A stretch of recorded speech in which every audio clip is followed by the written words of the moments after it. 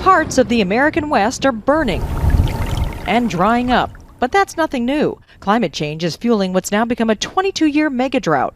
Also drying up America's largest reservoir, Lake Mead, outside Las Vegas, which 20 million Americans rely on for water.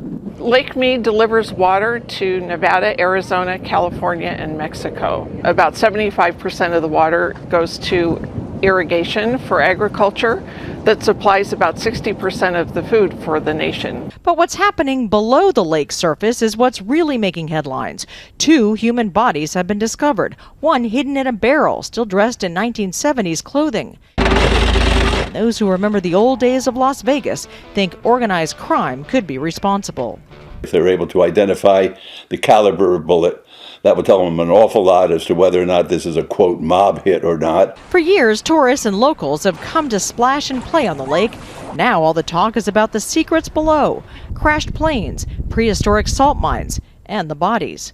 A former Las Vegas police officer turned podcast host is offering a $5,000 reward for qualified divers if they find more bodies in the lake. Now, over the next few weeks, they state that the levels will go maybe 20 feet less, lower, So the question really comes down to what will be uncovered over the next 30 or 60 days. There's concerns that there are other bodies. Kohlmeyer says he's already heard from divers willing to try and from families still searching for missing loved ones. The massive lake may have helped conceal evidence of foul play for decades. I think people think with Vegas and Sin City that it's totally mafia related. It's probably interesting. It probably won't come up that way. It probably will come up as just like a regular homicide that's covered up. But Lake Mead's cover is wilting away. 6 trillion gallons of water have now evaporated.